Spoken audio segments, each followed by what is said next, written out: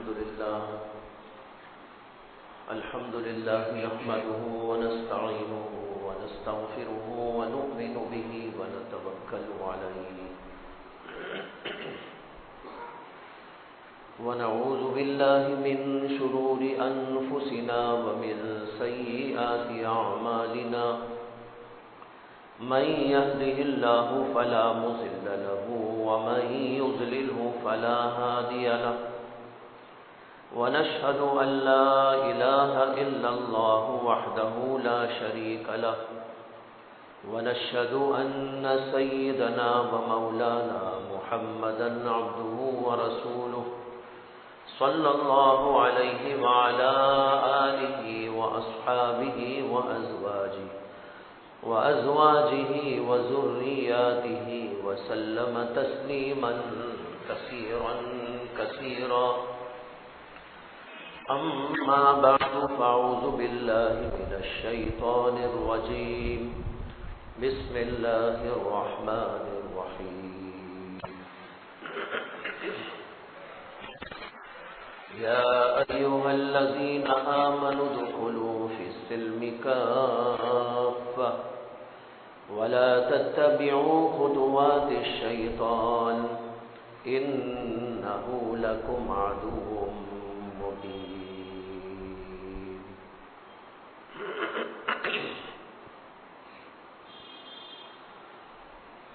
محترم حضرات، بھائیوں، بزرگوں، دوستوں،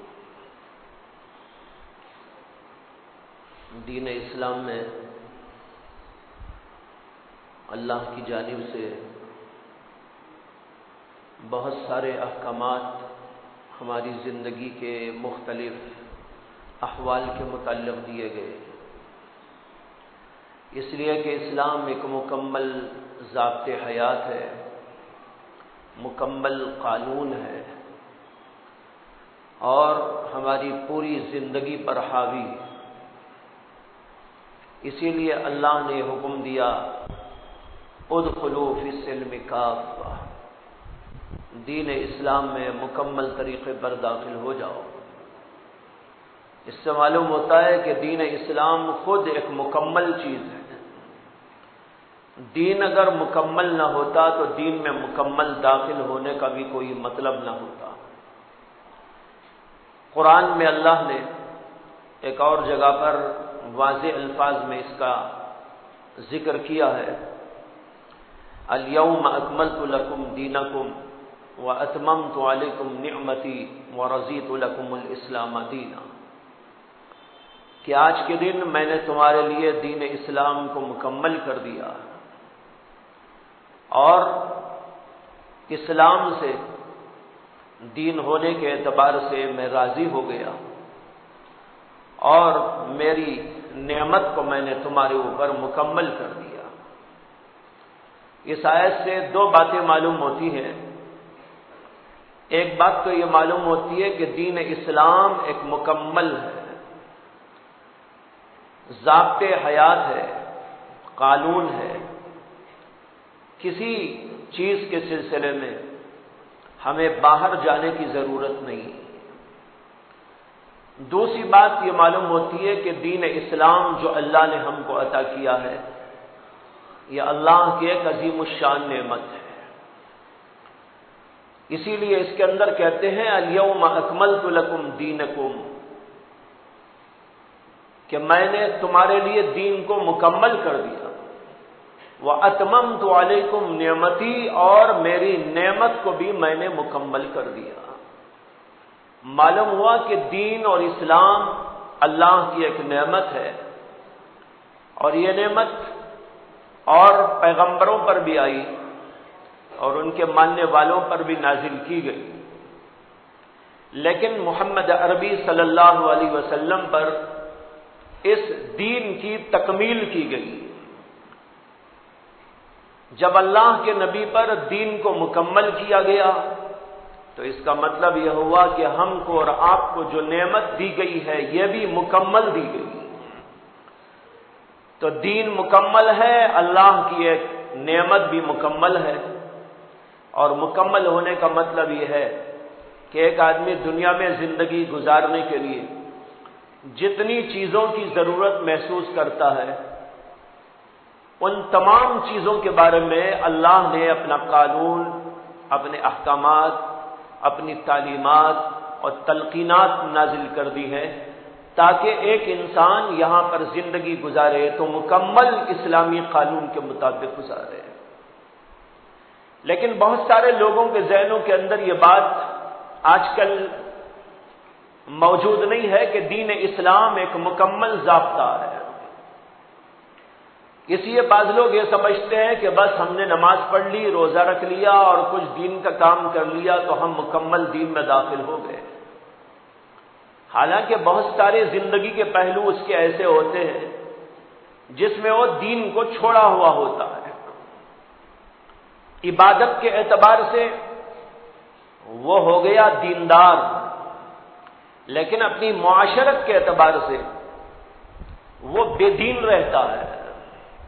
نماز پڑھنے کے اعتبار سے تو وہ دیندار ہے، لیکن جب معاملات کی دنیا میں جاتا ہے، کاروبار کی دنیا میں جاتا ہے تو وہاں بڑا بددین بنا رہتا ہے۔ اسی طریقے پر حج کر لیتا ہے، زکوٰۃ دے دیتا ہے، کچھ اور عبادتیں کر لیتا ہے، لیکن جب مسئلہ آتا ہے سیاست کا تو وہاں پر آدمی بالکل ننگا ہو جاتا ہے۔ یہ سمجھتا ہے کہ دین نے سیاست کا کچھ ہم کو راستہ نہیں دکھایا ہے، اس لیے یہاں پر اپنی منمانی ہم کر سکتے، الٹا کریں کہ سیدھا کریں کہ جھوٹ بولیں، فریب دے دیں، دھوکہ دے دیں، جو چاہے کر کے ہم زندگی گزاریں اور اپنی سیاست بنائیں، یہ ہمارے لیے روا ہے۔ جبکہ دین اسلام مکمل ہے تو اس دین کے اندر سب کچھ موجود ہے۔ عبادت کا حکم بھی ہے، معاملات کا بھی ہے، معاشرت کا بھی ہے، اخلاق کا بھی ہے، سیاست کا بھی ہے۔ حضرت امام شافعی رحمۃ اللہ علیہ کا مقولہ کتابوں میں لکھا ہوا ہے کہ انہوں نے فرمایا وہ دین دین نہیں جس کے اندر سیاست نہ ہو، اور وہ سیاست سیاست نہیں جو دین کے تابع نہ ہو۔ کتنا پیارا جملہ ہے، اور اس کے اندر پوری بات کو سمجھا دیا امام شافعی نے۔ یہ امام شافعی جو اپنے زمانے کے بہت بڑے فقیہ تھے اور ان کی فقہ آج بھی دنیا کے اندر رائج ہے، جیسے امام اعظم ابو حنیفہ کی فقہ ہے، امام مالک کی ہے، امام احمد بن حنبل کی، اسی طرح امام شافعی بھی فقہاء کرام میں سے ایک بہت اونچے مقام کے حامل۔ انہوں نے یہ کہا کہ وہ دین دین نہیں ہو سکتا جس کے اندر سیاست کے بارے میں تعلیم نہ دی گئی، اس لیے کہ وہ کیا دین ہے جو ادھورا ہو، وہ کیا دین ہے جس کے اندر نقصان ہو، وہ کیا دین ہے جس کے اندر کچھ کمیاں ہوں۔ دین تو مکمل ہوتا ہے، دین انسانوں کی ہدایت کے لیے آتا ہے، جب آتا ہے تو اس کے اندر تمام قسم کے احکامات کو لے کے آتا ہے۔ اس لیے فرمایا امام شافعی نے کہ وہ دین دین نہیں جس کے اندر سیاست نہ ہو۔ سیاست نہ ہو کا مطلب یہ ہے کہ سیاسی احکام نہ ہو، کہ دنیا میں ایک آدمی کو سیاست مل جائے، حکومت مل جائے، دنیا کی طاقت مل جائے، عمارت مل جائے، تو اس کو کس انداز سے زندگی کرنا چاہیے اور حکومت کو سنبھالنے کا طریقہ کیا ہے، اس کے لیے احکامات کیا ہیں، یہ ساری کے ساری باتیں دین اسلام سکھاتا ہے۔ اس لیے فرمایا کہ وہ دین دین نہیں جس کے اندر سیاست نہ ہو۔ اور دوسری بات انہوں نے یہ فرمائی وہ سیاست سیاست نہیں جو شریعت کے تابع نہ ہو۔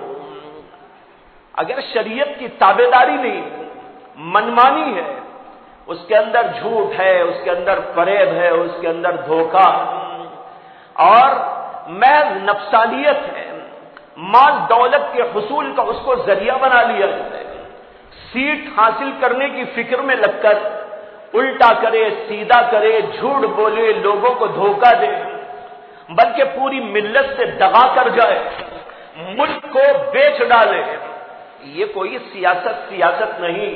سیاست نام ہے، ساسا یسوسو یہ عربی کا لفظ ہے، عربی میں ساسا یسوسو کے معنی آتے ہیں بہترین انداز کی تدبیر کرنا. تدبیر جہاں جو موقع ہو، لوگوں کو جس سے نفع ہو، ملک کو جس سے بھلائی ملے، انسانوں کو جس سے کہ نفع حاصل ہو جائے، ایسی تدبیر کرنے کا نام ہے سیاست. لیکن آج لوگوں نے یہ سمجھ لیا ہے کہ سیاست نام ہے جھوٹ بولنے کا، سیاست نام ہے دھوکے بازی کا، سیاست نام ہے سیٹ حاصل کرنے کے لیے الٹا سیدھا ہو جانے کا، اور اس کے اندر جو چاہے کر لیجئے ان لوگوں نے روا رکھ لیا. سیاست اس کا نام نہیں ہے، سیاست نام ہے ملک کو، ملت کو، انسانوں کو، رعایا کو جو بھلائی پہنچانے کی تدبیر ہو، اس تدبیر کو اختیار کیا جائے. یہ معنی ہوتے ہیں سیاست. سیاست کی ہے حضرات انبیاء کرام علیہم السلام نے. حضرات انبیاء میں نام آتا ہے حضرت سلیمان کا، حضرت داؤد علیہ السلام کا، اور اسی طرح حضرت سیدنا موسیٰ علی نبینا علیہ السلام کا، اور اسی طرح بعض اور پیغمبروں کا جنہوں نے اپنے اپنے زمانے کے اندر حکومتوں کو سنبھالا، سیاست کی اور عمارت قائم کی ہے اور لوگوں کو بھلائی اور نفع پہنچایا. اسی طرح پھر اس کے بعد ہمارے اور آپ کے آقا جناب محمد رسول اللہ صلی اللہ علیہ وسلم، اللہ تبارک و تعالی نے آپ کو بھی حکومت عطا فرمائی اور سیاسی منصب عطا فرمایا، اور آپ نے بہت بڑی حکمرانی کر کے دنیا والوں کو دکھایا. اتنی بڑی کہ پورے عرب کے اوپر اللہ کے نبی علیہ السلام کی حکومت چھاتی چلی گئی، اور ملک در ملک فتح ہوتے چلے گئے، ملک در ملک فتح ہوتے چلے گئے. اللہ کے نبی علیہ السلام کے زمانے میں تو جو ہے آپ کی سیاست اور آپ کی عمارت قائم ہو گئی عرب کے مختلف حصوں اور خطوں پر، علاقوں پر. اور پھر جب زمانہ آیا سیدنا ابو بکر صدیق کا، اور زمانہ آیا سیدنا عمر بن خطاب رضی اللہ تعالی عنہ کا، تو ان کے زمانوں کے اندر اور ملک فتح ہوتے چلے گئے. قیصر بھی سرنگو ہو گیا اور کسرا بھی پاش ہو گیا. ان کے ملک بھی اسلامی مملکتوں کے اندر تبدیل ہوتے چلے گئے.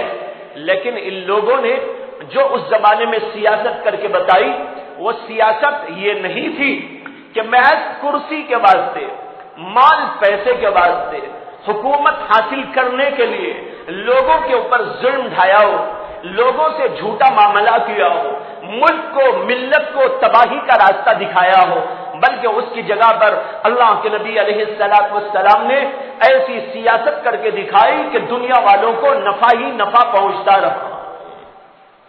پھر سیدنا صدیق اکبر کا زمانہ آیا، پھر اس کے بعد عمر بن خطاب کا آیا، حضرت عثمان غنی کا زمانہ تو ایسا زمانہ ہے جس کے اندر خود بہت سارے آپسی نزاعات قائم ہوتے چلے گئے تھے. اس لیے اس زمانے کے اندر تو فتوحات کچھ رک گئی، لیکن بڑی بڑی فتوحات ہوئی. حضرت سیدنا صدیق اکبر کے زمانے میں، سیدنا عمر بن خطاب رضی اللہ تعالیٰ عنہ کے زمانے میں ملک در ملک فتح ہوتے چلے گئے، اور اسلامی مملکت اور حکومت اور خلافت کہاں سے کہاں تک قائم ہوتی چلی گئی. لیکن ان لوگوں نے جو کر کے دکھایا وہ کیا تھا؟ خلیفۃ المسلمین ہے، لیکن اس کے باوجود لوگوں کے کام آنے کے لیے اپنا سب کچھ قربان کرنے کے لیے تیار. کہتے ہیں کہ حضرت سیدنا ابو بکر صدیق رضی اللہ تعالی عنہ لوگوں کا کام کاج کیا کرتے تھے. رات کی اندھیریوں میں جاتے اور کسی غریب کے گھر پہنچ کر اس کے گھر میں پانی بھر کے آ جایا کرتے. کسی کے ہاں بکریاں موجود ہیں، ان کا دودھ دوہ کر رکھ کے چلے آتے. کسی کے ہاں برتن کی صفائی ضرورت ہے، ان کے گھر میں گئے اور برتنوں کی صفائی کر کے چلے آئے. کسی کو پتہ نہیں چل رہا ہے کہ بھئی کون آیا تھا اور کیسے اس نے دودھ دوہ دیا اور کب یہ کام کر کے چلا گیا، گھر کے اندر صفائی اور ستھرائی کس نے کر دی ہے، کسی کو پتہ نہ چلا. یہاں تک کہ زمانہ گزرتا رہا، گزرتے گزرتے وہ زمانہ آیا کہ سیدنا صدیق اکبر رضی اللہ تعالی عنہ کا وصال ہو گیا۔ جب ان کا وصال ہوا، دودھ دوہنے والا دودھ دوہنے کے لیے نہیں جا رہا ہے، گھر کی صفائی کرنے والا گھر کو صاف کرنے نہیں جا رہا ہے، اور برتن دھونے والا برتن دھونے کے لیے ان گھروں میں نہیں جا رہا۔ تب لوگوں کو پتہ چلا کہ دراصل یہ صدیق اکبر تھے، خلیفۃ المسلمین تھے، خلیفۃ اللہ تھے، جو یہاں پر آ کر یہ سارے کام کرتے تھے۔ اب ان کا وصال ہو گیا، اس لیے آنا بند ہو۔ یہ ایسے لوگ تھے۔ حضرت سیدنا عمر بن خطاب رضی اللہ عنہ کی سیاست بہت معروف ہے، ان کے بڑے واقعات تاریخ کی کتابوں کے اندر، سیرت کی کتابوں کے اندر بیان کیے گئے ہیں۔ روزانہ گشت لگایا کرتے تھے، لوگوں کو دیکھتے تھے، ایک طرف اس کام کے لیے نکلتے تھے گشت میں کہ کون بھوکا ہے، کون پیاسا ہے، کون ضرورت مند ہے، کس کی کیا حاجت ہے، کس کی کیا ضرورت ہے، ان حاجتوں کو ضرورتوں کو معلوم کروں اور ان کی ضرورتوں اور حاجتوں کو پورا کرنے کی کوشش کروں۔ ایک طرف ان کے گشت کا مقصد یہ ہوتا تھا، اور دوسرا مقصد ان کا یہ ہوتا تھا کہ اسلامی مملکت میں رہنے والے لوگ کہیں کوئی بے اصولی نہ کرے، خلاف شرع کوئی حرکت نہ کرے، اللہ کے قانون کو توڑنے والی کوئی بات نہ ہو۔ ان لوگوں کو اللہ کے دین پر قائم رکھنے کے لیے، اللہ کے حدود پر ان کو برقرار رکھنے کے لیے گشت کے اندر نکلا کرتے تھے۔ اگر کوئی غلطی ہوتی اور ان کی بات پرس ہوتی اور ان کی اصلاح کر دی جاتی۔ جیسے کہتے ہیں کہ ایک دفعہ حضرت عمر بن خطاب رضی اللہ تعالیٰ عنہ نکلے، رات کا وقت تھا، گشت کرتے کرتے چلے جا رہے تھے۔ ایک جگہ پر انہوں نے ایک گھر کے اندر سے ایک بیٹی اور ماں کی گفتگو سنی۔ چونکہ وہ امیر المؤمنین تھے، امیر المؤمنین کو اجازت ہوتی ہے کہ وہ تجسس کر سکتا ہے، یعنی لوگوں کی ٹوہ میں رہ سکتا ہے، تاکہ اس کو پتہ چلے کہ کون کس حال کے اندر ہے۔ حضرت امیر المؤمنین چلے جا رہے، ایک گھر سے آواز بلند ہوتی ہے کہ ماں اپنی بیٹی سے خطاب کرتے ہوئے کہتی ہے، بیٹی دودھ میں پانی ڈال کر بیچا کرو تاکہ نفع زیادہ آئے۔ ہمارے ہاں تو دودھ نکلتا ہے تھوڑا سا، اگر اتنا ہی دودھ بیچیں گے تو نفع پورا نہ ملے گا، اس لیے تھوڑا سا اس کے اندر دودھ پانی بھی ڈال دینا، پانی ڈال کر بیچو گی تو ذرا زیادہ سے کمائی ہو جائے گی۔ لیکن ماں کے جواب میں بیٹی کہتی ہے کہ امی جان میں تو ایسا نہیں کر سکتی، اس لیے کہ آپ کو معلوم ہے کہ یہاں پر امیر المؤمنین نے یہ حکم لگایا ہوا ہے کہ پانی دودھ میں ملا کر نہ ڈالا جائے اور یوں نہ بیچا جائے، اگر یہ پتہ چلے گا عمر کو تو کیا ہو۔ ماں اس کے جواب میں بیٹی سے کہتی ہے کہ بیٹی ملا دے، اس لیے کہ عمر کو کیا معلوم ہوگا، امیر المؤمنین کو کیا معلوم ہوگا، اس لیے تم ملا کر بیچ دینا۔ حضرت امیر المؤمنین کھڑے ہوئے ساری گفتگو سن رہے، ادھر ماں بول رہی ہے، ادھر سے جواب جا رہا ہے بیٹی کا، پھر ادھر سے ماں کہتی ہے اور جواب میں بیٹی پھر کہتی ہے کہ امی جان آپ کو یہ خبر نہیں ہے کہ بے شک امیر المؤمنین کو تو پتہ نہ چلے گا، لیکن امیر المؤمنین کے خدا کو تو پتہ چلے گا کہ ہم نے یہ معاملہ کیا ہے غلط سلط، اس لیے میں تو ایسا کرنے سے رہی۔ حضرت امیر المؤمنین چلتے چلتے اسی گھر کے اوپر ایک نشان لگا دیتے ہیں تاکہ صبح میں اپنے خدام کو بھیج کر، پولیس کو بھیج کر اس گھر والوں کو بلا کر پوچھ تاچھ کی جائے۔ چنانچہ ایک خاص نشان ہوتا تھا امیر المؤمنین کا نشان، وہ نشان گھر کے اوپر لگایا اور واپس چلی آئے۔ جب صبح ہوئی تو انہوں نے آدمی کو بھیجا کہ جاؤ، اور وہ جانے والے خود حضرت امیر المؤمنین کے ایک بیٹے تھے، اپنے ہی بیٹے سے کہا کہ جاؤ فلاں جگہ پر، فلاں گلی میں، فلاں گھر میں ماں اور بیٹی رہتے ہیں، اور ان کو کہنا کہ میں ان کو بلا رہا ہوں گفتگو کرنے کے لیے۔ ان کے بیٹے پہنچے اور امیر المؤمنین کا پیغام سنایا اور دونوں کے دونوں گھبرا گئے، ماں بھی اور بیٹی بھی، کہ معلوم نہیں کہ امیر المومنین کیوں یاد کر رہے ہیں۔ بہرحال امیر المومنین کا حکم تھا، وہ لوگ دارالخلافہ میں حاضر ہوتے ہیں اور امیر المومنین کے سامنے ان کو کھڑا کیا جاتا ہے۔ امیر المومنین پوچھتے ہیں ماں سے کہ کل رات تم دونوں کیا گفتگو کر رہے تھے؟ اب بہت پریشان ہوئے کہ امیر المومنین کو کیسے پتا چل گیا۔ امیر المومنین خود وہاں سن رہے تھے رات میں، لیکن ان دونوں کو خبر نہ تھی۔ اب انہوں نے جو کچھ ہوا تھا حال احوال بتایا۔ ماں نے کہا کہ میں نے ایسا کہہ دیا تھا، بیٹی نے کہا میں نے اس کے جواب میں کہا تھا۔ امیر المومنین نے ماں کو ڈانٹ پلائی اور کہا کہ تم نے مملکت کے اور اللہ کے قانون کے خلاف ایسی زبان درازی کیوں کی؟ اس نے توبہ کیا، استغفار کیا، امیر المومنین سے معافی مانگی اور آئندہ ایسا نہ کرنے کا عہد کیا، اور پھر ان کو رخصت کر دیا گیا۔ جب یہ رخصت ہو گئے تو امیر المومنین نے اسی گھر کی اس لڑکی کو اپنے جو ہے بیٹے کے لیے پیغام بھیجا کہ یہ لڑکی میری بہو بن کر آئے، جس کے دل کے اندر اللہ کا ایسا ڈر ہے، جس کے دل کے اندر اللہ کا ایسا خوف ہے۔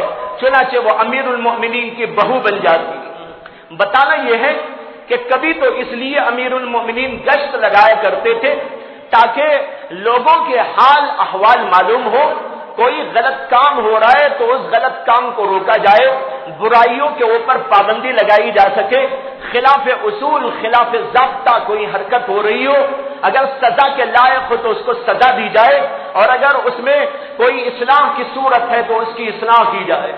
اور دوسرا مقصد یہ ہوتا تھا کہ غریب کون ہے، حاجت مند کون ہے، ضرورت مند کون ہے۔ بعض تو وہ ہوتے ہیں جو خود چلے آتے ہیں امیر المومنین کی خدمت میں اور آ کر اپنی حاجت کو، ضرورت کو بیان کرتے ہیں کہ میری یہ حاجت ہے، یہ ضرورت۔ لیکن کچھ اللہ کے بندے ایسے بھی ہوتے، ان کے اندر بڑی غیرت ہوتی ہے، ان کے اندر اس بات کا بڑا احساس کہ ہم کسی کے سامنے ہاتھ نہ پسارے۔ ایسے لوگ کسی کے سامنے ہاتھ بڑھا کر نہیں جاتے، ہاتھ پسارنے کے لیے نہیں جاتے، وہ فقر میں، فاقے میں، تنگیوں میں مبتلا رہتے ہیں اپنی جگہ پر، لیکن جا کر کسی کے سامنے اپنی حاجت نہیں پیش کیا کرتے۔ ایسے لوگوں کو قرآن لفظ محروم سے تعبیر کرتا ہے۔ اللہ نے قرآن میں فرمایا وَفِي أَمْوَالِهِمْ حَقٌّ لِلسَّائِلِ وَالْمَحْرُومِ، مسلمانوں کے مالوں میں مانگنے والے کا بھی حق ہے، اور جو مانگنے نہیں آتا اور اپنے گھر میں بیٹھا رہتا ہے اس کا بھی حق۔ جو مانگنے آتا اس کو دیجیے، اور جو مانگنے نہیں آتا اگر وہ مانگتا نہیں تو ہم اس کو نہ دیں گے تو اس کی ضرورت کیسے پوری ہوگی، اس کا فقر کیسے دور ہوگا، اس کے بچوں کو کون کھلائے گا، اس کی ضرورتوں اور حاجتوں کو کون پورا کرے گا۔ اللہ کتنے مہربان ہے اپنے بندوں پر۔ اللہ کہتے ہیں تمہارے مالوں میں حق ہے، مانگنے والے کا بھی حق ہے، جو نہیں مانگتا اس کا بھی حق ہے، اور تم خود جاؤ اور گشت کر کر کے ان تک پہنچا گیا۔ حضرت امیر المومنین اس لیے نکلتے تھے، ایک بار جا رہے تھے، دیکھا رات کے سناٹے میں کہ کچھ بچے بلک بلک کے رو رہے ہیں، آواز آنے لگی گھر کے اندر سے۔ امیر المومنین ٹھہر گئے، دروازے پہ دستک دیا اور پوچھا کہ بچے کیوں رو رہے ہیں، کوئی تکلیف ہے، پریشانی؟ گھر کے اندر ایک عورت، اس نے کہا کہ یہ بچے اس لیے رو رہے ہیں کہ کھانا کھائے 3 دن گزر گئے، بھوک سے بےتام ہیں، پریشان ہیں، کھانے کا کوئی سامان نہیں ہے، اس لیے بچے بلک بلک کے رو رہے ہیں۔ میں ان کو تسلی دے کے سنانا چاہتی ہوں لیکن یہ بچے بے قرار ہو کر روتے ہیں۔ حضرت کی نظر پڑی کہ سامنے ایک چولہا جل رہا ہے، چولہے کے اوپر کوئی پتیلی رکھی ہوئی ہے۔ حضرت نے پوچھا کہ یہ پتیلی میں کیا پک رہا ہے؟ ماں کہنے لگی کہ اس میں کچھ نہیں ہے، بس پانی پانی ہے، اور میں نے اس میں کچھ کنکریاں ڈال رکھی ہیں، اور بچوں کو یوں تسلی دیتی ہوں کہ کھانا پک رہا ہے، تھوڑی دیر سو جاؤ، تھوڑی دیر سو جاؤ، جب پکے گا تو تم کو اٹھا کے کھلا دوں گی۔ بچے اس تسلی میں سو جاتے ہیں کہ کھانا پک رہا ہے، ورنہ میرے گھر میں کوئی تنکا بھی موجود نہیں۔ امیر المؤمنین کا دل بھر آیا، ان کی آنکھوں سے آنسو نکل پڑے۔ امت کا درد تھا، انسانیت کا درد تھا۔ یہ وہ امیر المؤمنین تھے، یہ وہ ہمارے سیاسی لیڈر تھے جنہوں نے اپنی زبان مبارک سے ایک موقع پر یہ فرمایا کہ میرا تو یہ احساس ہے کہ اگر اسلامی مملکت میں کسی بھی جگہ کوئی کتا بھی بھوکا رہ جائے گا تو خدا مجھ سے اس کے بارے میں پوچھے گا کہ تو نے کتے کو کھانا کیوں نہیں کھلایا۔ جو کتے کے بارے میں سوچتا ہو وہ انسانوں کے بارے میں کیا سوچتا ہوگا؟ جو کتوں تک کو راحت پہنچانے کی سبیل کرتا ہو وہ انسانوں کو فنا اور بہبود پہنچانے کے لیے کیا کیا سامان نہ تیار کرتا ہوگا۔ یہ تھے ہمارے امیر المؤمنین۔ انہوں نے رونا شروع کر دیا اور اس عورت سے کہا کہ جب تم کو اتنی تنگی تھی اور اتنی پریشانی تھی اور بچے بلک بلک کے رو رہے تھے تو تم نے جا کر امیر المؤمنین کو خبر کیوں نہیں کر دی؟ خود امیر المؤمنین ہے لیکن امیر المومنین کے لباس میں نہیں، وہاں تو کوئی لباس بھی نہیں تھا۔ امیر المومنین کا کوئی لباس نہیں ہوتا تھا، سادے سے لباس میں ہوتے تھے۔ انہوں نے کہا کہ تم نے امیر المومنین کو خبر کیوں نہیں کر دی؟ وہ عورت کہنے لگی امیر المومنین کو خبر کرنا کیا میری ذمہ داری ہے یا امیر المومنین کی ذمہ داری ہے کہ وہ میری خبر حاصل کرے؟ میری کوئی ذمہ داری نہیں کہ میں بتانے جاؤں امیر المؤمنین کو۔ جو امیر المؤمنین بنا بیٹھا ہے وہ کیوں ہماری دیکھ ریکھ نہیں کرتا، وہ کیوں ہماری خبر گیری نہیں کرتا؟ یہ سننا تھا کہ امیر المؤمنین کی ایک چیخ نکل گئی اللہ کے ڈر سے، اللہ کے خوف سے، اور انہوں نے کہا کہ میں ابھی کچھ لاتا ہوں تیرے بچوں کے لیے۔ یہ کہہ کے وہاں سے واپس آتے ہیں اور بیت المال کے اندر سے کچھ ستو اور آٹا اور کچھ تیل اور گھی پتہ نہیں کیا تھا، ان سب چیزوں کو جوڑتے ہیں اور اپنے خادم سے کہتے ہیں ان سب چیزوں کو اٹھا کے میری پشت پہ لاد دینا۔ خادم کہتا ہے کہ خادم تو موجود ہے آپ کی خدمت کے لیے، میں خود اٹھا کے چلوں گا۔ وہ کہتے ہیں کہ نہیں نہیں، کیا تم قیامت کے دن میرے بوجھ کو اٹھانے تیار ہو؟ قیامت کے دن بوجھ کو اٹھانے تیار نہیں تو یہ بوجھ کیوں اٹھاتے ہو؟ یہ بھی میری ہی پشت پہ ڈال۔ اب وہاں سے لے کے اس عورت کے گھر گئے اور اس عورت کو دے کر کہا کہ کچھ ساز و سامان ہے کھانے کا پکانے کا، تم اس کو لو اور بچوں کے لیے پکوان کرو اور ان کو کھلا دو تاکہ روتے ہوئے بچوں کو جیسے میں نے دیکھا ہے ذرا ان بچوں کو ہنستا ہوا دیکھ کے چلا جاؤ۔ چنانچہ جلدی جلدی اس عورت نے کچھ پکایا، بچوں کو اٹھا کے کھلایا، بچے کھا کر ذرا کھیلنے لگے اور ان کے چہروں پہ مسکراہٹ طاری ہو گئی، بچے آپس میں ایک دوسرے سے مذاق کرنے لگے۔ حضرت امیر المؤمنین کو ان بچوں کی یہ خوشی دیکھ کر خوشی محسوس ہو گئی اور اس کے بعد اس عورت سے حضرت امیر المؤمنین نے کہا، اور اس عورت نے حضرت امیر المؤمنین سے کہا کتنا اچھا ہوتا کہ امیر المؤمنین آپ ہوتے۔ وہ عورت کہنے لگی کتنا اچھا ہوتا کہ امیر المؤمنین آپ ہوتے۔ حضرت امیر المؤمنین کی پھر چیخ نکل گئی، انہوں نے کہا کہ امیر المؤمنین تو میں ہی ہوں، میں عمر بن خطاب ہوں، بہت ہی ادنا اللہ کا غلام ہوں، اللہ کا فقیر ہوں، اللہ کے سامنے میری شکایت نہ کر دے، قیامت کے دن اللہ کے سامنے میری شکایت نہ کر دینا۔ بھائیوں، یہ ہوتے ہیں سیاستدان، یہ ہوتے ہیں حکومت والے، یہ ہوتے ہیں وہ لوگ جن کو اللہ دنیا میں کچھ دیتا ہے اور مال دیتا ہے یا ان کو حکومت دیتا ہے یا طاقت دیتا ہے تو وہ اپنی اس طاقت کو، اپنی صلاحیت کو، اپنے مال کو، اپنی دولت کو اس طریقے پر ملک کے لیے، ملت کے لیے، غریبوں کے لیے، ان سب لوگوں کے لیے بہت آگے بڑھ کر اس کو جو ہے خرچ کیا کرتے ہیں، اس طریقے پر ان کی سیاست چلا کرتی تھی۔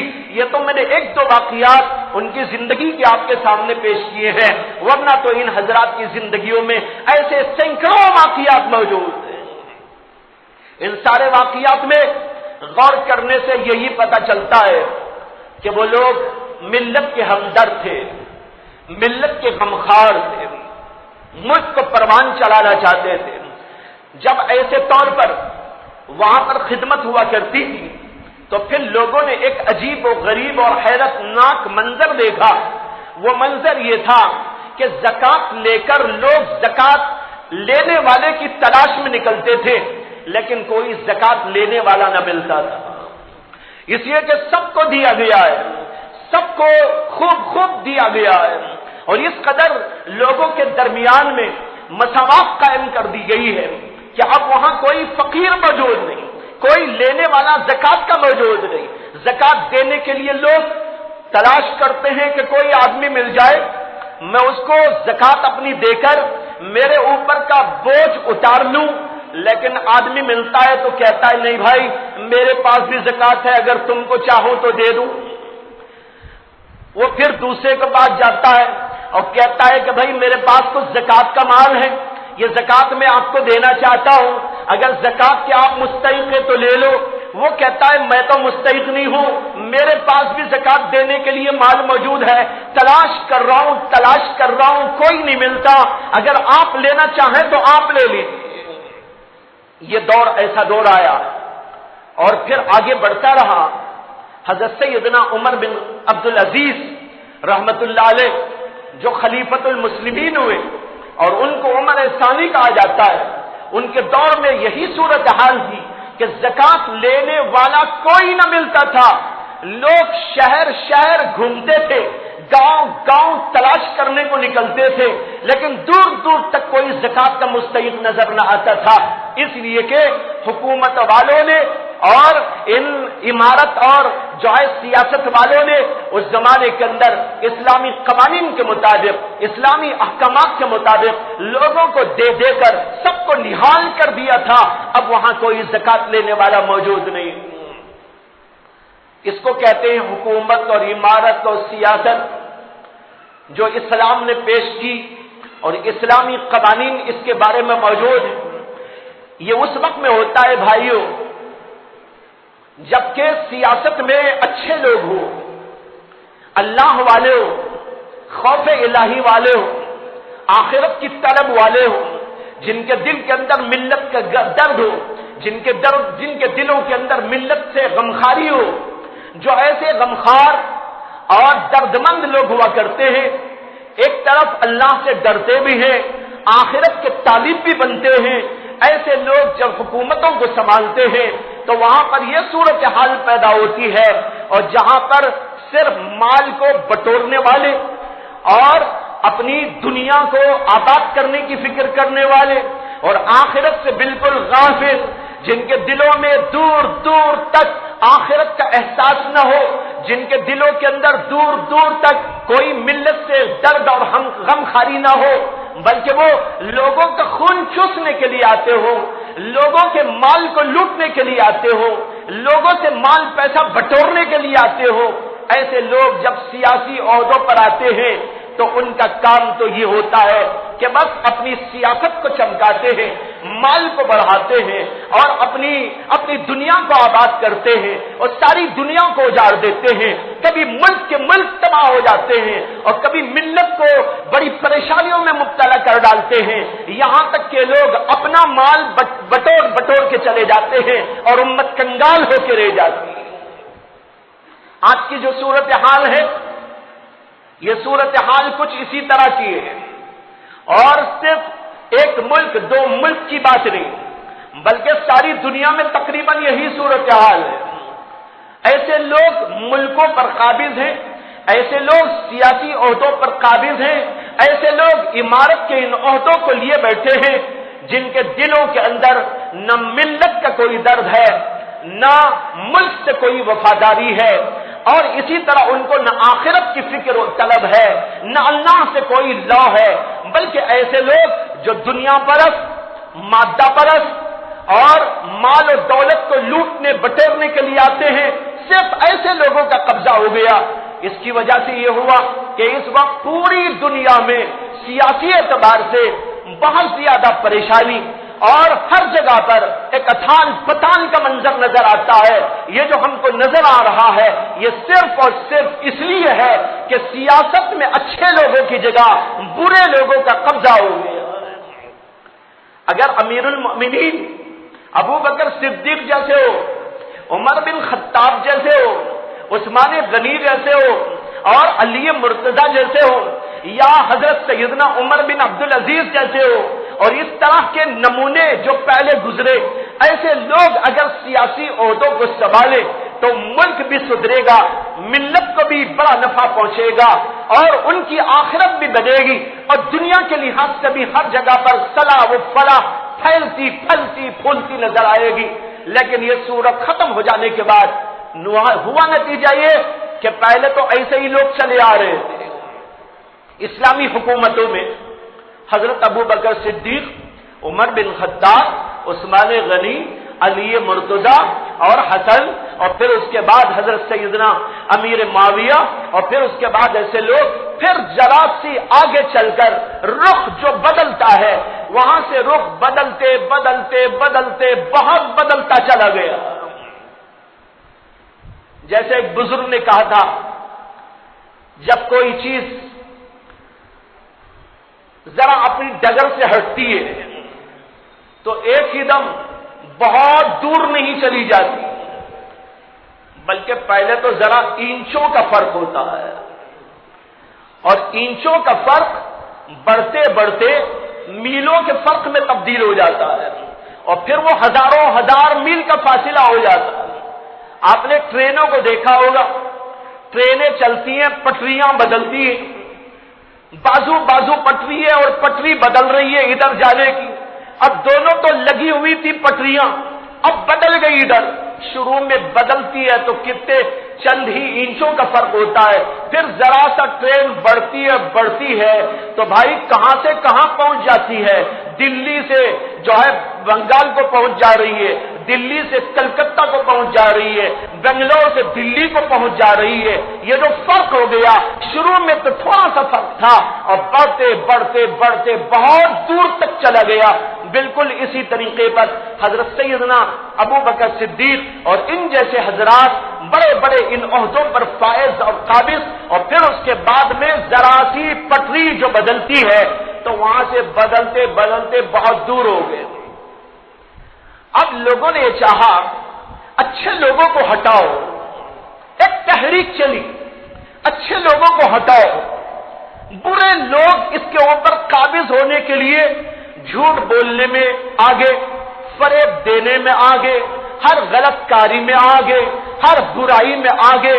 انہوں نے اپنی برائیوں کے ذریعے سے نیک لوگوں کو ہٹانا شروع کر دیا. یہاں تک کہ ان سیاسی عہدوں پر نکمے لوگوں کا قبضہ ہو گیا، جو قاتل بھی تھے، زانی بھی تھے، فحاش بھی تھے، بے حیا بھی تھے، اور جو ہے ہر قسم کی برائی کے اندر طاق تھے. کوئی برائی لے لو، ایسا نہیں کہ ان کے اندر نہیں. ایسے لوگ ان حکومتوں کے اوپر قابض ہو کر اچھے لوگوں کو ہٹاتے رہے، اچھے لوگوں کو ہٹاتے رہے. پہلے تو یہ سیاسی عہدے علماء کے لیے تھے، قرآن کے حافظوں کے لیے تھے، صحابہ کرام کے لیے تھے، اولیاء اللہ کے لیے تھے. یہی لوگ اس کو سنبھالتے آ رہے تھے، اور سنبھالا تو ایسا سنبھالا کہ ساری دنیا کے اندر ایک دھاک بٹھا دی اور ساری دنیا نے ان کا لوہا مال لیا. بہت زمانہ پہلے گاندھی جی نے اپنا ایک بیان جاری کیا تھا جو اخبارات کے اندر چھپا، اور اس کے اندر گاندھی جی کا کہنا تھا کہ اگر کسی جگہ پر سیاست کے ذریعے سے ملک کو، ملت کو فائدہ پہنچانا ہو اور راحت، آسائش، صلاح و فلاح اس کا کچھ کارنامہ انجام دینا ہو تو اس کے لیے ابو بکر صدیق اور عمر بن خطاب کی حکومتوں کو سامنے رکھنا ہوگا. یہ کہنے والا کون ہے؟ کوئی ملا جی نہیں بول رہا ہے، کوئی مدرسے کا پڑھا ہوا نہیں بول رہا ہے، جس کو لوگ آج سمجھتے ہیں کہ بڑے بے وقوف ہوتے ہیں. آج لوگوں نے اپنی بے وقوفی پر پردہ ڈالنے کے لیے علماء کو بدنام کیا کہ علماء کو کچھ نہیں آتا، علماء کو کچھ نہیں آتا، علماء کو کچھ نہیں آتا. یہ کہتے کہتے یہ قابض ہوتے چلے گئے، ہر عہدے پر یہ قابض، یہاں تک کہ اچھے لوگ اس سے دور ہوتے چلے گئے. اس لیے کہ بھائیو، کون جھوٹ بولے گا ان جھوٹوں کے ساتھ، کون مکاری کرے گا ان مکاروں کے ساتھ، کون بے حیائی کے کام کرے گا ان بے حیاؤں کے ساتھ، کون غفلت کی بات کرے گا ان غافلوں کے ساتھ، کون ان جو ہے ناہنجاروں کے ساتھ ناہنجار پن کرے گا. یہ عالم کا کام نہیں ہو سکتا، یہ حفاظ کا کام نہیں ہو سکتا، یہ مشائخ کا کام نہیں ہو سکتا، یہ اللہ والوں کا کام نہیں ہو سکتا، یہ نیک کردار لوگوں کا کام نہیں ہو سکتا. جب وہ دیکھتے ہیں کہ جھوٹے اور مکار اور دغاباز اور بے حیا اور ہر قسم کے غارت گر قاتل لوگ یہاں پر چھائے ہوئے ہیں، ہم ان کے پاس جانا تو ان کو ہٹا دیں، ہم بھی کچھ ایسا کرے، اس سے بہتر تو ہے کہ اپنی جگہ پر رہے. یہ کہہ کر لوگ ہٹتے چلے گئے، اور ایسے غدار لوگ، ملک کے غدار، ملت کے غدار، انسانیت کے غدار، بلکہ پوری دنیا کے غدار، ایسے لوگوں کا قبضہ ہوتا چلا گیا. آج آپ پوری دنیا کو دیکھ رہے ہیں کہ دنیا کے اندر کیا واحد تباہی ہو رہا ہے. اللہ نے قرآن میں فرمایا ظہر الفساد فی البر والبحر بما کسبت ایدی الناس، لوگوں کے کرتوت کے نتیجے میں بحر و بر میں فساد مچ گیا. اس میں عوام الناس کے عمل دخل کو تو عمل دخل کم ہے، اس میں ایسے ہی سیاست دانوں کا زیادہ رول ہے. یہ سیاست دان لوگ ساری دنیا میں بحر و بر میں فساد مچائے ہوئے ہیں، ملک کے ملک تباہ ہو رہے ہیں. انسانیت کے قاتل آپ کو ملے تو انہی لوگوں میں ملے گے، بے حیا اگر دیکھنا ہو تو انہی لوگوں میں آپ کو ملے گی، بد کردار دیکھنا ہو تو انہی لوگوں میں آپ کو ملے گی. ہر قسم کی برائی کے جو ہے ہر قسم کی برائی میں آگے بڑھنے والے لوگوں کو دیکھنا ہو، انہی لوگوں میں آپ کو دکھائی دیں گے. ایسے ایسے لوگوں نے اچھے لوگوں کو ہٹا کر اپنا بیس بنانا شروع کیا، یہاں تک کہ آج پوری دنیا کے اندر فساد مچا ہو. اور افسوسناک بات تو یہ ہے کہ جو دینی عہدے ہیں، ملت آج ان دینی عہدوں میں بھی وہی غداروں کی سیاست، فاحشوں کی سیاست، زانیوں کی سیاست، قاتلوں کی سیاست، اس کو یہ لوگ جو ہے اپنائے ہوئے ہیں. مسجدوں پر قبضہ کس کا، مدرسوں پر قبضہ کس کا، انجمنوں پر قبضہ کس کا، وہاں بھی آپ دیکھ لیجئے اچھے لوگ تو خان آپ کو ملیں گے، خان آپ کو ملیں گے. مسجدوں کی کمیٹی یہ ایک چھوٹی سی سیاست ہے، ایک بڑی سیاست ہوتی ہے. ایک چھوٹی سیاست مسجد کی سیاست، کوئی مدرسے کی سیاست، کوئی انجمن کی سیاست، ان جگہوں پر بھی آپ دیکھتے چلے جائیں تو آپ کو اچھے لوگ تو خال نظر آئیں گے. وہاں پر بھی آپ کو دکھائی دیں گے تو اسی قسم کے نظریے والے لوگ، اسی قسم کے عمل والے لوگ دکھائی دیں گے. مسجدیں یہاں سے وہاں تک آپ کو دکھائی دیں گی، لیکن مسجدوں کی کمیٹیوں کے اندر آپ کو کیسے کیسے لوگ ملیں گے، کیسے کیسے مائی کے لال ملیں گے، کیسے کیسے عجیب و غریب نظریے کے لوگ ملیں گے، کیسے کیسے اعمال کے لوگ ملیں گے. اللہ اکبر، اس کو کہا جائے اور اس کا بھانڈا پھوڑا جائے تو پتہ نہیں بھائیوں کوئی برداشت بھی کر سکے نہ کر سکے. یہ صورتحال ہے.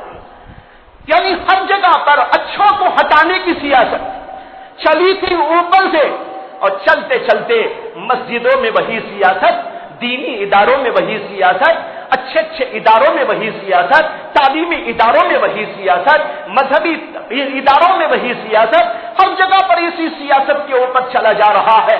میں نے گزشتہ جمعہ، اس سے پیوستہ جمعہ آپ حضرات کے سامنے علماء کے بارے میں کچھ عرض کیا تھا. اس میں بتایا تھا کہ آج امت علماء کے ساتھ میں کیا کر رہی ہے. آپ دکھا سکتے ہیں کہ کمیٹیاں اتنی بنی ہوئی ہیں، کسی کمیٹی کے اندر علماء کا عمل دخل ہو، جاہل، اناڑی، فاسق، فاجر، داڑھی منڈا، ہر قسم کا لوٹنے والا، لٹانے والا، وہ تو کمیٹی کا کچھ بھی ہو سکتا ہے لیکن ایک عالم کو نہیں بنایا جا سکتا. آپ اس کا تصور نہیں کر سکتے. हुकूमत तो क्या देंगे, हुकूमत के जो है इन सियासी ओहदों पर तो उलमा को ये क्या ले जाएंगे। आज तो ये सूरत हाल है कि मस्जिद की कमेटी में वो दाखिल नहीं हो सकता, एक अदना मिंबर नहीं बन सकता, उसका सदर नहीं बन सकता, उसका जिम्मेदार नहीं बन सकता। ये सूरत हाल उम्मत मुस्लिमा की है। उम्मत ने उलमा को हटाया, सारे काफिरों ने उम्मत को हटा दिया। ये सूरत चल रही है, अल्लाह की तरफ से चीजें पेश आती हैं। तो मैं एक जायजा पेश कर रहा हूं कि ऊपर से यूं चला, कहां थे, कहां था वो जमाना जिसके अंदर ऐसे ऐसे लोग मुत्तकी व परहेजगार, आबिद व जाहिद, आलिम व फाजिल, और फिर उनको हटाते हटाते ये सूरत हाल हो गई। आज जो जितना बड़ा फासिक और फाजिर होगा, जो जितना बड़ा दीन से बेजार होगा, जो जिस कदर अल्लाह के नबी का बागी होगा, जो जिस कदर अल्लाह के नबी की शरीयत से बगावत करने के लिए तुला हुआ होगा, वो ओहदों पर फायज होता नजर आएगा। और जो नमाजी होगा, जो परहेजगार होगा, जो आलिम फाजिल होगा, जो आखिरत को याद रखने वाला होगा, जो अल्लाह के कानून पर चलने और चलाने वाला होगा, वो तो किसी मस्जिद के कोने में होगा। मालूम नहीं कि ऐसा जमाना भी कहीं ना आ जाए कि इनको मस्जिद के कोनों में भी जगह ना मिल सके। ये सूरत हाल भाइयों बुजुर्गों, इस सूरत हाल का जायजा तो आपके सामने है। इसमें कोई ऐसी बात मैं नहीं बोल रहा हूं जो मैं कोई नया इंकिशाफ करते हुए बोल रहा हूं। ये सारी वो चीजें हैं जो खुली हुई है, जो आश्कारा है, यहां से वहां तक सब लोग इसको जानते हैं। खुली आंखों रोजाना ये तमाशा देखा जा रहा है। इस सूरत हाल में जब वोटिंग का मसला आ जाता है, अब वोट आपके सर पे खड़ा हुआ है, वोट आपके सर पर खड़ा हुआ है। अब लोग परेशान होते हैं कि भाई हम किसको दें, किसको दें, ये सवाल। इस पर पहले भी मैंने बहुत तकरीरें की हैं, बार बार इसके बारे में अर्ज करने की कोशिशें की गई, लेकिन मौजूदा दौर ऐसा दौर है जिसमें एक कहना कि किसी को वोट दीजिएगा,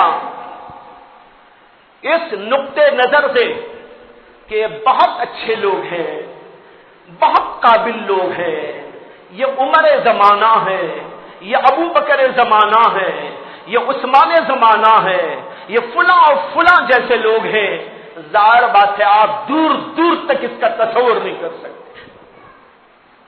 सवाल ही नहीं पैदा होता। फासिकों की दुनिया, फाजिरों की दुनिया, काफिरों की दुनिया, मुसलमान होकर सियासत की खातिर काफिरों के सामने जाने वालों की दुनिया, मुसलमान होकर मुसलमान जैसे नाम रखकर महज अपनी सियासत को चमकाने के लिए मंदिरों में पुजारियों के पास जाने वालों की सियासत, यह है आज का दौर। इस दौर में आप कैसे कह सकते हैं कि फुला को वोट दीजिए, फुला को ना दीजिए। बहुत ही अजीब बात है कि हम ये सवाल करें कि इस जमाने में कौन मुनासिब है। मैं कहता हूं हर पार्टी गैर मुनासिब है, हर पार्टी गैर मुनासिब, हर कैंडिडेट गैर मुनासिब। मुनासिब का कोई दूर दूर तक सवाल नहीं पैदा होता। सब के सब यहां से वहां तक नंगे नजर आते हैं। अब किस नंगे को देने की बात कही जाए, किस फासिक को देने की बात कही जाए, जाहिर बात है बड़ी अजीब बात, इसलिए ये तो कहा ही नहीं जा सकता। बस इतना कह सकते हैं कि सब नामुनासिब में से जो ज्यादा नामुनासिब नहीं उसको दीजिएगा। सब तो है नामुनासिब, देना तो किसी को भी नहीं चाहिए, लेकिन चूंकि ये हिंदुस्तान है और हिंदुस्तान में जमहूरी मुल्क होने की हैसियत से हमारे वोट की एक हैसियत है। मैंने एक मजमून लिखा था, आप लोगों में से बहुत से ने पढ़ा होगा, जिसका उन्वान हमने रखा वोट नोट से भी ज्यादा कीमती। वोट نوٹ سے بھی زیادہ قیمتی. نوٹ کی جو قیمت ہے وہ تو ہے اپنی جگہ، لیکن حقیقت یہ ہے کہ ہمارا ووٹ ہمارے نوٹوں سے زیادہ قیمتی ہوتا ہے. اس لیے کہ اس سے ہمارا نظریہ، ہمارا خیال، ہماری تائید اور ہمارا کسی کے حق میں تعاون، یہ صورتیں اس سے ظاہر ہوتی ہیں. ہم جس کو ووٹ دیتے اس کے حق میں ہم شہادت دیتے ہیں، جس کو ہم ووٹ دیتے ہیں اس کی ہم تائید کرتے ہیں، جس کو ہم ووٹ دیتے ہیں اس کا ہم تعاون کرتے ہیں، جس کو ہم ووٹ دیتے ہیں ہم اس کے وکیل بنتے ہیں. اتنی ساری حیثیتیں اس کے اندر ہونے کی وجہ سے بہت قیمتی ہوتا ہے ووٹ. جمہوری ملکوں میں ہر آدمی کا جو حق ہے اس حق کو استعمال کر کے اپنے نظریے کو اور اپنے تعاون کو جس کے حق میں آپ مفید سمجھتے ہیں اس کو استعمال کرے. یہ بہت ہی اہم و ضروری ایک چیز ہوتی ہے. اس لیے ووٹوں کو ضائع ہونے نہیں دینا چاہیے. ووٹ اپنا ضرور استعمال کرے، لیکن ووٹ کو استعمال کرنے سے پہلے سمجھ بوجھ چاہیے. بہت سارے لوگ بغیر سمجھے بوجھے ووٹ دیتے ہیں. اس میں سمجھداری کی ضرورت، غور و فکر کی ضرورت. غور و فکر کے ساتھ آپ اپنے حلقے کے لوگوں سے مشورہ کریں، اپنے اپنے طور سے مشورہ کر کر اس سلسلے میں جو اچھی رائے قائم ہو اس کے مطابق اپنا ووٹ دینے کی کوشش کریں. دوسری بات اس سلسلے میں یہ بھی سمجھنا ہے کہ ووٹ کا بیچنا بھی حرام، ووٹ کا خریدنا بھی حرام. بہت سارے لوگ اپنے ووٹ کو بیچتے ہیں کچھ پیسوں کے بس، 1000 روپے، 2000 روپے، 5000 روپے، 10,000 روپے ووٹ اپنا کسی کے حق میں ڈالنے کے لیے اس کو بیچ دیتا ہے، جبکہ سمجھتا ہے کہ میں یہ جو ووٹ اپنا استعمال کر رہا ہوں اس کے حق میں نہیں ہونا چاہیے. اس کے باوجود محض پیسے کے لالچ میں ووٹ کو بیچ دیتا ہے. ووٹ کو خریدنے والا جو خرید رہا ہے کینڈیڈیٹ، وہ بھی حرام کام کر رہا ہے، اور جو لوگ ووٹ اپنا بیچتے ہیں وہ بھی سراسر حرام اور رشوت خور ہیں جو یہ پیسہ لے کر استعمال کرتے ہیں. یہ علماء نے لکھا ہے کہ یہ پیسہ لے کر ووٹ کا بیچ دینا یہ دراصل رشوت ہے، رشوت کھانے کے برابر. اور رشوت کے بارے میں حدیث میں آتا ہے، اللہ کے نبی علیہ الصلوۃ والسلام نے فرمایا الراشی والمرتشی فی النار، دونوں کے دونوں یعنی رشوت دینے والا اور رشوت لینے والا دونوں کے دونوں جہنم میں جانے والے. اسے سب چیزوں سے بچنا ہے. غور و فکر کرتے ہوئے آپسی مشورے کے ساتھ امت کو متحدہ طور پر اس سلسلے میں کام کرنے کی ضرورت ہے. یہ چند باتیں اشارے کے طور پر آپ حضرات کے سامنے ذکر کی گئی. اللہ تعالیٰ سے دعا ہے کہ اللہ تبارک و تعالیٰ ہم مسلمانوں کو نیک سمجھ، اچھی سمجھ عطا فرمائے، اور جو صورتحال سے ہم گزر رہے اس صورتحال کو بھی سمجھ لے اور اس صورتحال کو قابو میں لانے کی باتیں سوچنے کی بھی اللہ ہم کو صلاحیت اور اس کی استعداد عطا فرمائے. وآخر دعوانا ان الحمد للہ رب العالمین.